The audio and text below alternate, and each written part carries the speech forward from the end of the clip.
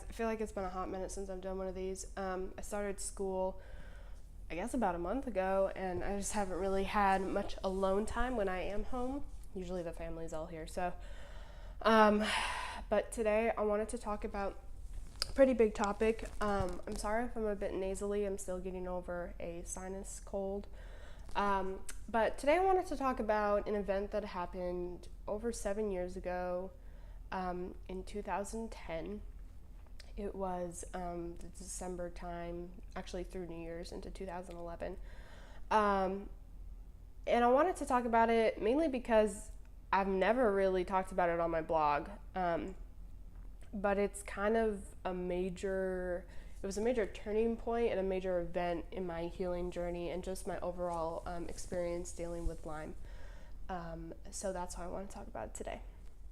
Okay, so what happened 7 years ago? Well, let's rewind first. When I first got sick, actually before I hit my brick wall and got really, really sick, for about a year I struggled with constipation issues and not being able to eat without being in a lot of pain. And I would actually say it was a couple of years before I got really sick and hit my brick wall that I went through a period where I lost about 20 pounds.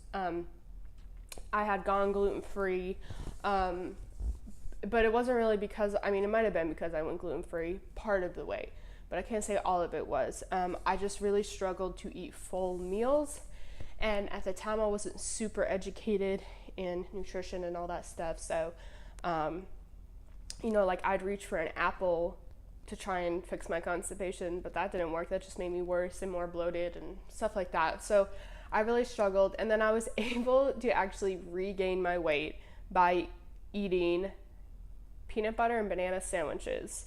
And I know that sounds crazy, but I just craved them and I ate them every single day. And that got my weight back on. Funny as it sounds, they were not gluten-free. But I was just like, I can't keep losing weight. And so that's what happened. But then over the course of the summer, I was still super active, but I realized that things like corn chips and gluten and all that stuff did not do well. Dairy. I also gained my weight back by drinking milkshakes. I had my homemade milkshakes. Things were not settling right. Still dealing with constipation, and it was turning into a lot of pain up in my right hand side of my rib cage.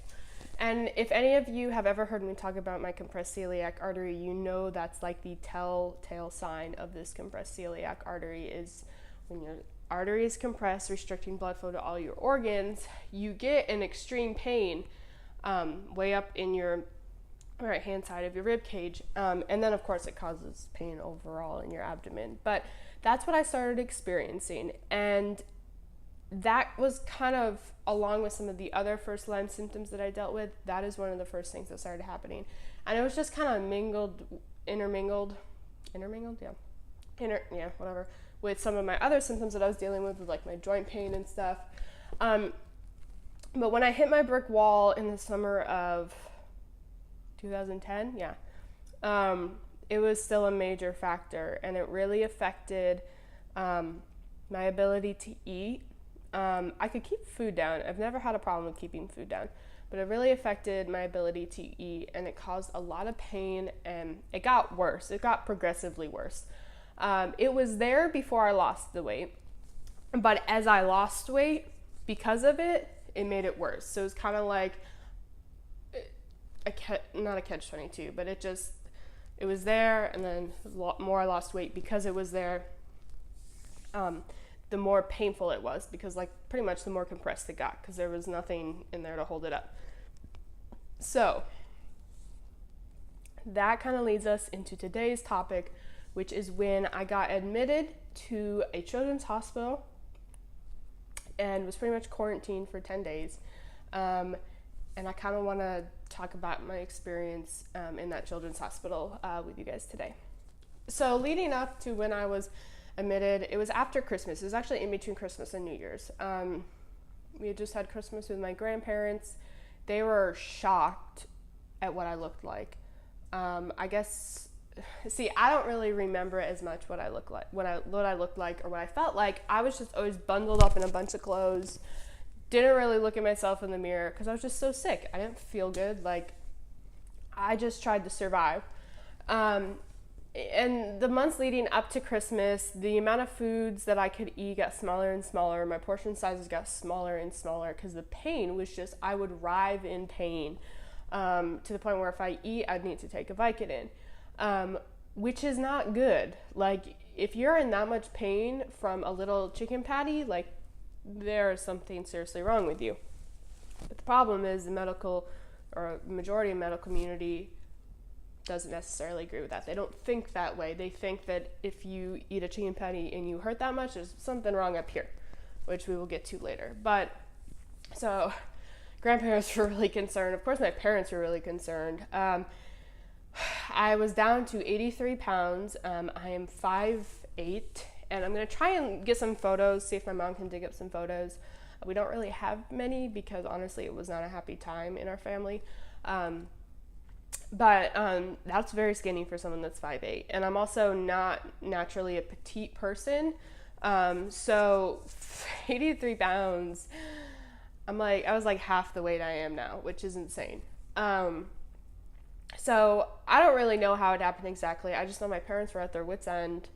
We were back in Connecticut, and I couldn't eat. Like, I could, but like, I knew there was something seriously wrong. And so I would try, but at that point, I always tried to eat. I always ate. I never went a day without eating, but it didn't matter. The calories that I ate, I had come up with some pretty incredible concoctions of calories and stuff, but it didn't matter what I ate. I could not gain the weight back. I could not gain health back. Really, I was so sick. This is when I was truly on my deathbed. So my parents didn't know what to do. They called on my mom's nurse friend that her daughter had been through similar issues, and pretty much they agreed that they needed to admit me to a hospital because, my organs could start failing. They were sure my electrolytes were off, obviously, and mainly they admitted me because they needed to figure out what was wrong. No other doctor really paid attention to me. I had seen little practitioners here and there, and they all thought I was crazy. They were all like, oh, you have an eating disorder. Like, what's your stigma around food? And I'm like, oh, I don't know, like extreme pain? Like, there's something wrong with me. I've never been like this. I've never had body image issues. I've never had eating disorder issues. When I was little, they actually called me the inhaler because I would just eat my food so fast and then want more. Super active, always hungry, I was always a foodie. Like, that's not me, guys. Like, don't tell me that I have an eating disorder because I don't. And they're like, no, you have disordered eating. You're not eating because of pain that you've made up in your mind. And I'm just like, that amount of pain you cannot make up in your mind. You just can't. So they admitted me. Now, I don't want to get into too much detail in this video because this video might turn out to be an hour long. I do go into detail in my post, so I'm going to try and stick to the main, things that I want to get out of this that I don't talk about in my post. So fast forward, they admitted me to the ER. They finally were like, okay, she needs to go upstairs and be actually admitted to the hospital. I didn't know what floor they put me on. But I found out later they put me on the psych ward section, eating disorder, whatever.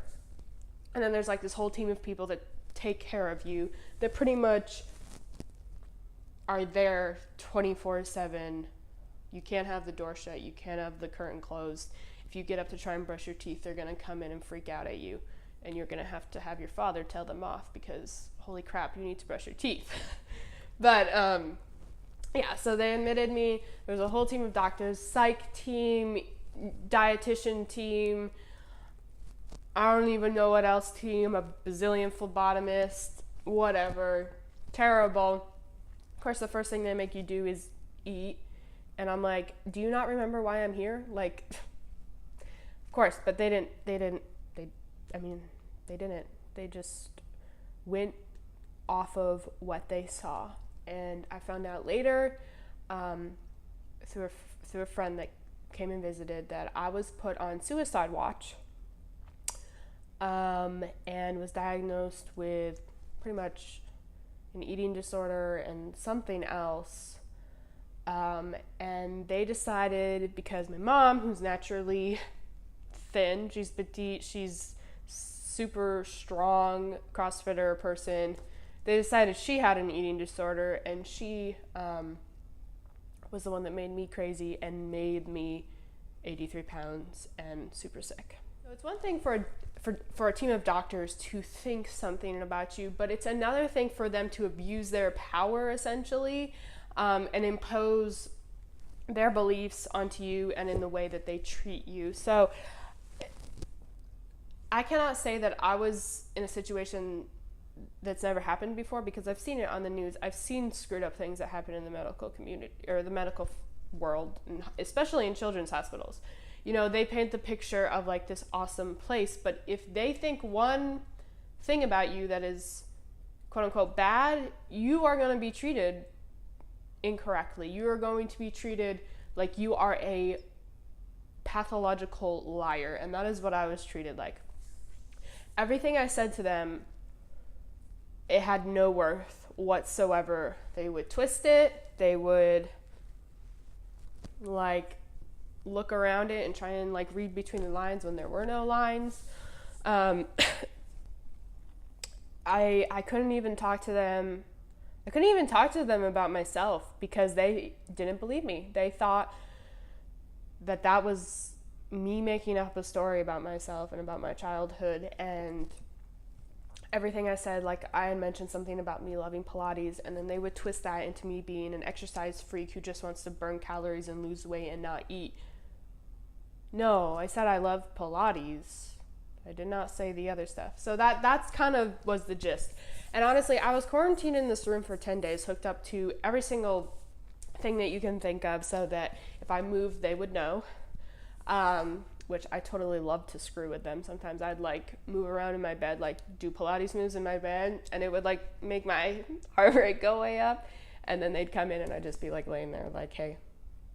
But that's just like really sick humor for when you are really sick. So 10 days, it probably doesn't seem like a long time, but it was like, I don't want to say hell, but it was a very miserable time. One, because they made me eat solid foods, and it took so much time finally convince them that I was celiac, that I couldn't have gluten and all that crap. So thankfully they were not feeding me gluten outside of the ensures that they were giving me. Calorie range was like 3,000 to 4,000 calories a day.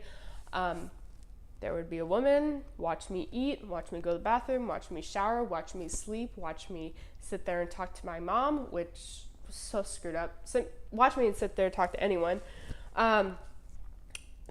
Technically, I was not allowed out of my bed, but I did get out of my bed because, I mean, stuck in a bed for 10 days straight with no movement is not really good for you. It just made my joint pain worse. It just made my GI issues worse. So back to why I actually went to the hospital. We wanted to figure out what was wrong, and my parents had been researching a lot, and they were like, she needs to get this test done to show if she has a compressed artery. And now there's a few different compressed artery syndromes. I don't remember the name of them, but we were trying to rule, there's like 3, trying to rule which one out it was. And they would not do the test. They refused. And I was quarantined in my room for 10 days. I did not know anything that was happening outside of my 4 walls unless they brought me out there to weigh me. And I realized I was in the eating disorder level psych ward when I saw the signs, and I saw other girls that may have had an eating disorder and they had feeding tubes and all this stuff just like chilling in their rooms, and I'm just like I do not belong here. So again, I don't know what happened outside of my 4 walls. I've heard some things from my parents. Honestly, it's very hard. I think it's hard for especially my mom to talk about, because she was incorporated into the injustice. Not only was I treated very poorly and very unjustly, so was she, because she was being blamed for her daughter's condition, which I can't even imagine, like someone doing that. And not just one person, but like a whole team of medical staff. And then refusing to figure out what's wrong with your daughter because, hey, it's your fault. Like, I can't even imagine that. So honestly, I've never really talked to them about it much. I've heard some things from them. And I just remember one of the reasons my time in this hospital bed was so terrible was because I don't even remember all the details, but like for instance, when we were trying to get this test done, there was so much hate, like almost hatred, expressed towards my family and to me and my mom especially, and all the nurse staff. It's like they gave them this drink that was like, here, drink this, and this is gonna make you think this way about this family and treat them so poorly. And you don't even know anything about them, but like, don't believe a word they say. Treat them poorly anyways. Treat them bad because we said so. That's literally how everyone acted. Like they were all robots or something. So everyone was just a freaking jerk. First of all, outside of just being treated poorly, they were a freaking jerk. And I can remember different instances where my parents, the whole like medical team would be like, okay, we're having a meeting at whatever time. And then, but before the meeting, the psych team had to come talk to me and interview me. And then they'd go to the meeting and they'd take my parents with them. I don't know. They went in some enclosed room and had some meeting where they pretty much would just talk and tell my parents what they thought was wrong with me, all about like my eating disorder and my mental issues and whatever, telling them it was their fault for all my issues. And they would not, from what I've heard, or from what I know, they would not listen to my parents. They would not hear them out or anything, especially my mom. And so I know that caused my parents a lot of upset. I don't really know how it affected my dad because he's a lot better at keeping his emotions hidden. But I remember many times my mom just coming back in my room like sobbing because I wouldn't do anything. And here I am still on my deathbed, but now instead of being at home, I'm in a hospital where they're denying me care, they're denying me treatment, they're denying me tests, they're denying to even treat me like a human being. They're treating me like I'm an alien, or I don't even know what they treated me like. They definitely treated me like an alien, definitely almost like a criminal in a way. And somehow, by the grace of God, my dad got through to them, and he was actually the one that was able to get me out of the hospital and to get me a test that they did eventually do, but they didn't fully do it. They kind of half-assed it and decided they were just not going to really interpret the results. And that was that. So yeah. Okay, so obviously there's a lot of different things that I could tell you about my stay at the hospital to get you to understand how traumatic it was. But really my point of this video and this post is not to give you guys my sob story about what I went through. My point of this video is to point out a few things. And the first one would be dealing with a chronic illness and being your own advocate. So I've had to be my own advocate, and my parents have had to be my advocate since I got sick. But when we got into the situation at the hospital where we were essentially quarantined and they would not let me leave until I was a healthy weight, which is like I would have had to have gained like 50 something pounds for them to deem me acceptable to leave, which I would have been stuck in there for months, and I would have never gained the weight because of my issue, and I would have gotten sicker and yada yada yada. If it hadn't have been for really tapping into being my own advocate and my parents being my advocate, I'd probably still be there, or I'd be dead, and that's not even a joke. So I think it's important. Yeah, not all situations are as extreme, but I think you need to be your own advocate. Even if you go to a functional medicine doctor that is great, not all doctors are crappy, obviously, but even in the case of like having a good doctor, still be your advocate, still think for yourself, and still make decisions based off of what you think is best for your body, Excuse me. I have an amazing doctor, amazing team of doctors here, functional medicine doctor, functional medicine practice. But I still think for myself, like they might recommend something, but you know what? If it just doesn't really feel right, I might not do it. I might not take it. Of course, again, not all situations are as extreme. Now, there are extreme situations, and you might be in an extreme situation. You might be, experiencing injustice or something of that nature.